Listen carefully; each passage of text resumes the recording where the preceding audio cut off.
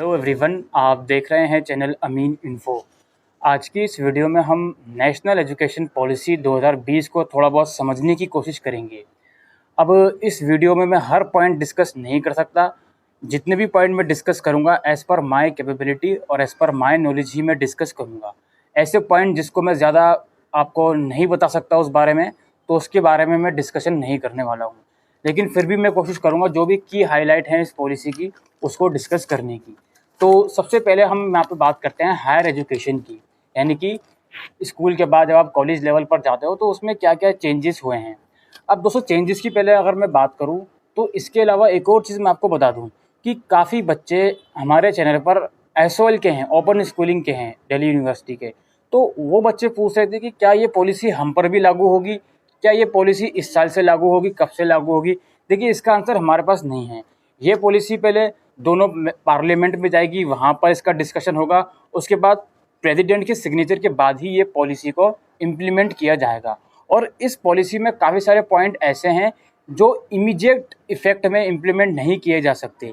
Like इस policy में एक पॉइंट ऐसा है कि टीचर बनने के लिए जो मिनिमम क्वालिफिकेशन होगी वो होगी 4 ईयर इंटीग्रेटेड बीएड।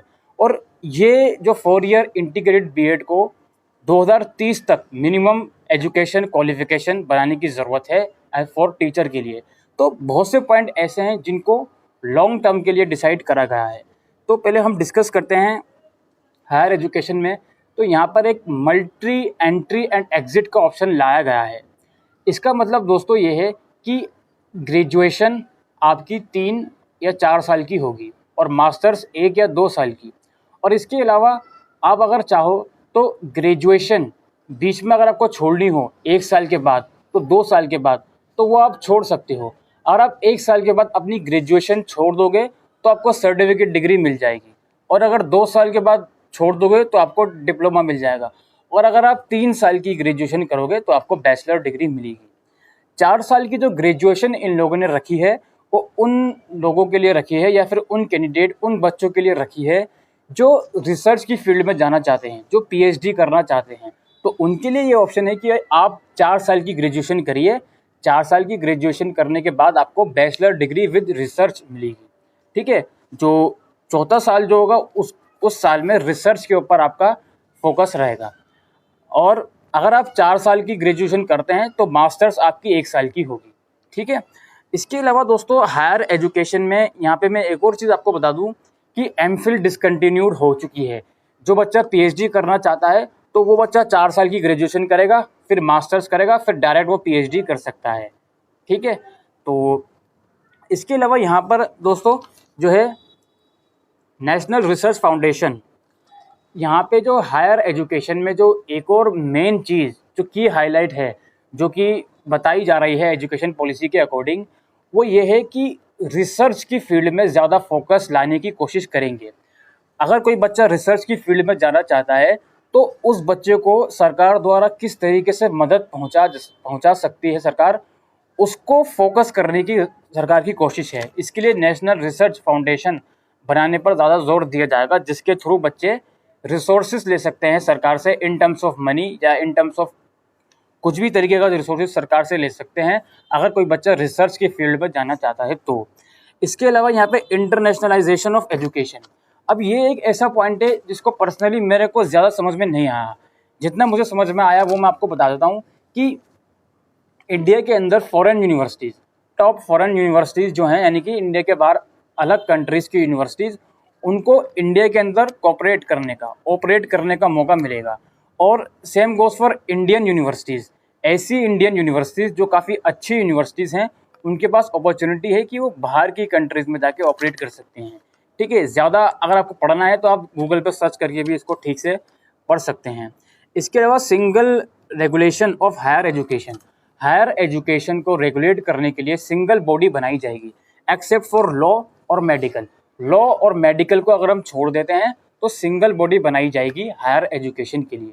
ठीक है, अच्छा, यहाँ पे दोस्तों जो आपका 3 साल या 4 साल वाला जो मैंने आपको रूल बताया, उसमें एक और चीज़ मैं आपको बता देता हूँ कि जो आपका इंटीग्रेटेड मास्टर्स कोर्स है, integrated bachelor plus masters course होता है 5 साल वाला, वो कंटिन्यूड रहेगा।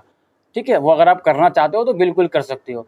और अगर आप नॉर्मली पढ़ाई करना चाहते हो 3 साल ग्रेजुएशन फिर 2 साल मास्टर्स, वो भी आप कर सकते हो, वो कंटिन्यू रहेगा, वो ख़त्म नहीं हुआ। ठीक है। अच्छा, मल्टीपल एंट्री एग्जिट मैंने आपको बता दिया। अच्छा, नेशनल मिशन मेंटर, अच्छा ऐसा कुछ था। इसमें यह है कि जो फैकल्टी होती है, सीनियर फैकल्टी, ऐसे टीचर्स, ऐसी फैकल्टी, ऐसे प्रोफेसर जो अपनी फील्ड में बच्चों को पढ़ाकर रिटायर हो चुके हैं, जिनकी एज हो चुकी है, तो वो टीचर को हायर किया जा सकता है ताकि वो जो करंटली जो टीचर इनरोल हैं अलग अलग यूनिवर्सिटीज़ में, उनको मेंटर कर सकें, उनको पढ़ा सकें, उनको गाइड कर सकें कि किस तरीके से आप currently school education higher education को ज़्यादा अच्छे से पढ़ा सकते हो।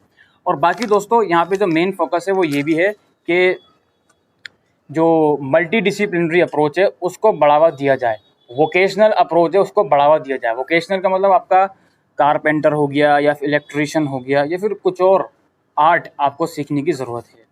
तो ये कुछ हायर एजुकेशन में पॉइंट है जो कि मैंने डिस्कस करने की कोशिश करी है। ठीक है।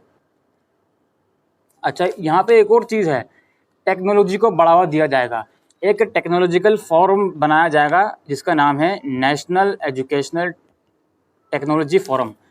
इस फोरम का मेन पर्पस ये होगा कि बहुत से जो ग्रुप होते हैं, चाहे स्टूडेंट का ग्रुप हो या टीचर्स का ग्रुप हो, तो वो अपने आइडियाज़ डिस्कस कर सकते हैं कि क्या क्या नई नई टेक्नोलॉजी की मदद से हम एजुकेशन को और ज़्यादा इम्प्रूव कर सकते हैं बच्चों के लिए। तो ये सब चीज़ें कुछ हायर एजुकेशन में हैं।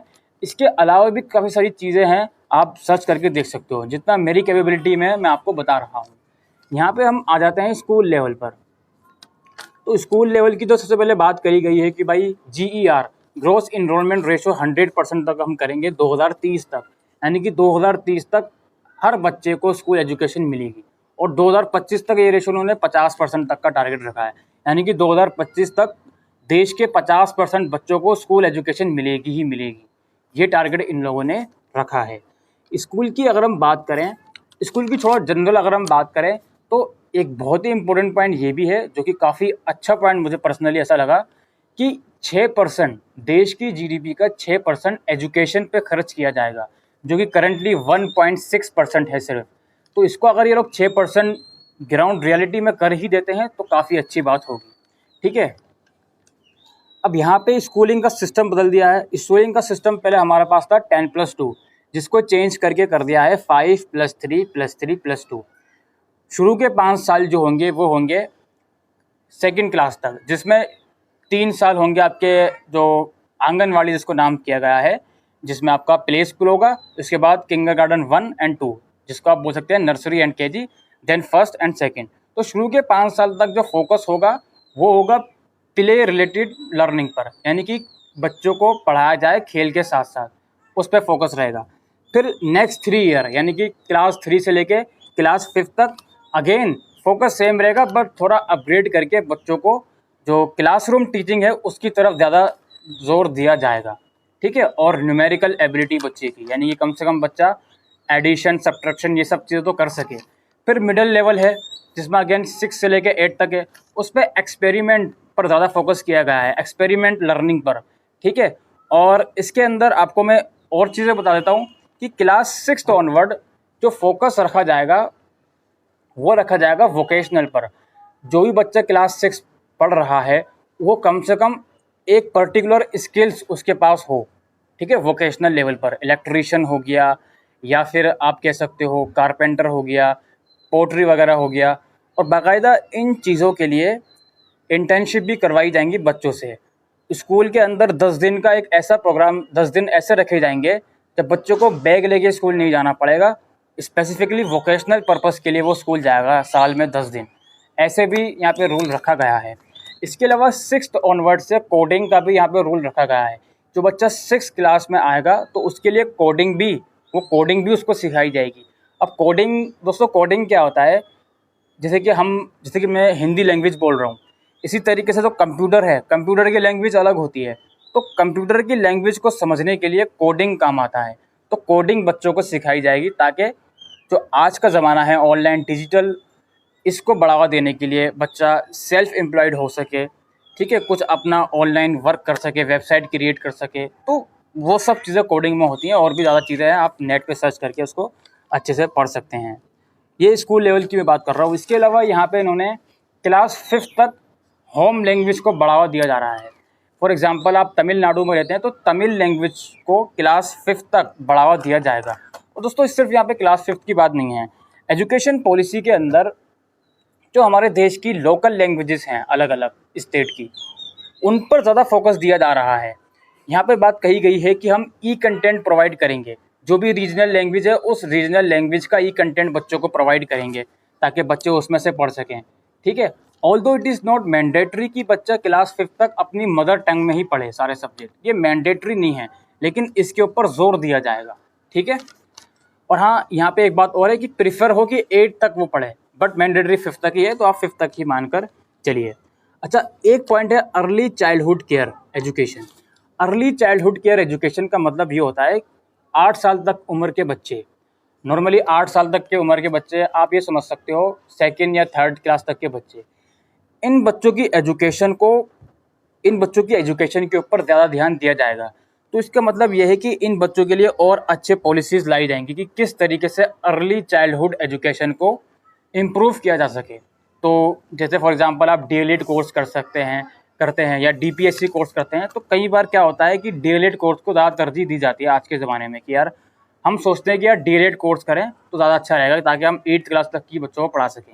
लेकिन करंट का जो एजुकेशन पॉलिसी है वो अर्ली चाइल्डहुड केयर के ऊपर ज़्यादा फोकस रखा जा रहा है, ताकि कम से कम जो नर्सरी केजी उन बच्चों को भी ज़्यादा फोकस रखा जाए, उन बच्चों के लिए भी टीचर्स को अच्छे से ट्रेन किया जाए, ताकि जो हमारी जनरेशन है उनका ध्यान सिर्फ और सिर्फ हायर एजुकेशन पे ना जाए, उनका ध्यान बेसिक बच्चों की एजुकेशन पर भी जाए कि किस तरीके से बच्चों को, जो बेसिक बच्चे हैं, जो छोटे बच्चे हैं, नर्सरी केजी प्लेग्राउंड, इन बच्चों की एजुकेशन को किस तरीके से इनको पढ़ाया जाए, इस चीज़ के ऊपर भी इन्होंने ध्यान देने की कोशिश करी है। एक है केजीबीवीज़। केजीबीवीज़ का मतलब है Kasturba Gandhi Balika Vidyalaya, up to class 12। देखिए, शेड्यूल कास्ट, शेड्यूल ट्राइब या फिर लोअर क्लास फैमिली या फिर माइनॉरिटी फैमिली के जो गर्ल्स स्टूडेंट होती हैं, उनके लिए केजीबीवीज़ की फैसिलिटी। केजीबीवीज़ का मतलब होता है कस्तूरबा गांधी बालिका विद्यालय।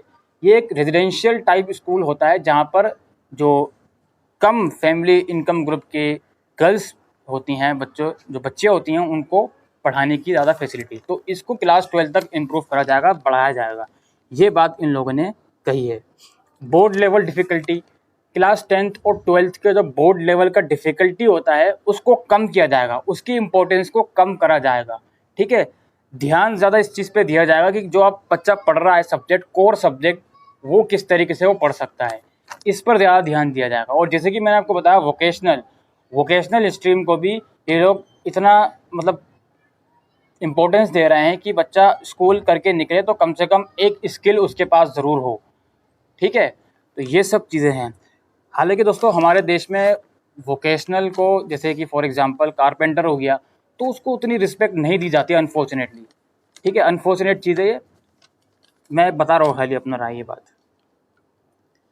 इसके अलावा है सॉफ्टवेयर फॉर दिव्यांग स्टूडेंट। यहाँ पे एक जो पॉइंट था वो ये भी था कि जो दिव्यांग बच्चे होते हैं उनकी लर्निंग को भी इम्प्रूव करने के लिए कुछ ऐसे सॉफ्टवेयर बनाए जाएंगे ऑनलाइन जिससे दिव्यांग बच्चे पढ़ सकें अच्छे से, तो ये भी एक पॉइंट है। अच्छा, टीचर के लिए, टीचर बनने के लिए एक पॉइंट ये भी था कि 4 साल का बीएड होगा। अब टीचर बनने के लिए 4 साल तक का जो बीएड होता है, इंटीग्रेटेड डिग्री, वो कंपलसरी होगी, मतलब वही होगी। पहले आप बीए करते थे फिर बीएड करते थे, लेकिन अब इन्होंने 4 साल का बीएड रख दिया है। 2030 तक इसको इम्प्लीमेंट करेंगे। देखिए दोस्तों, पॉलिसी जो आई है वो ज़रूरी नहीं है कि 2020-21 सेशन या 2021-22 सेशन में पूरी तरीके से इम्प्लीमेंट हो जाए। जो इस पॉलिसी में पॉइंट है उसको पूरी तरीके से इम्प्लीमेंट होने में अभी काफ़ी टाइम लगेगा। ठीक है, और पॉइंट देखते हैं यहाँ पे हम।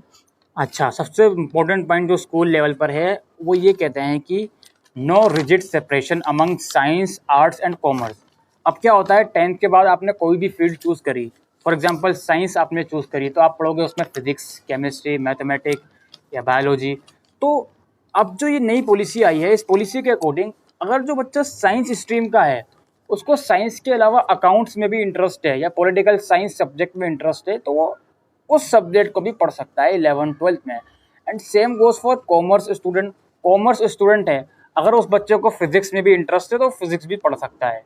ये एक नया चेंज आया है कि जो रिजिड सेपरेशन है उसको कम करने की कोशिश करिए, सेपरेशन को कम करने की कोशिश नहीं करी। फॉर एग्जांपल आपने साइंस चूज़ करी है तो आप साइंस के ही बच्चे कहलाए जाओगे, लेकिन जो रिजिड एक रिजिड सा रूल है कि भाई इसने तो साइंस चूज़ करी है, ये तो केमिकल या डॉक्टर ही बनेगा या केमिकल बैकग्राउंड में ही जाएगा, इंजीनियरिंग बैकग्राउंड में जाएगा, तो इसको थोड़ा कम करने की कोशिश करिए कि नहीं जी, इसने साइंस ज़रूर करी है लेकिन ये बच्चा पॉलिटिकल साइंस सब्जेक्ट भी इसने पढ़ा है तो इस फील्ड में भी ये जा सकता है, कोई इसमें बड़ी बात नहीं है।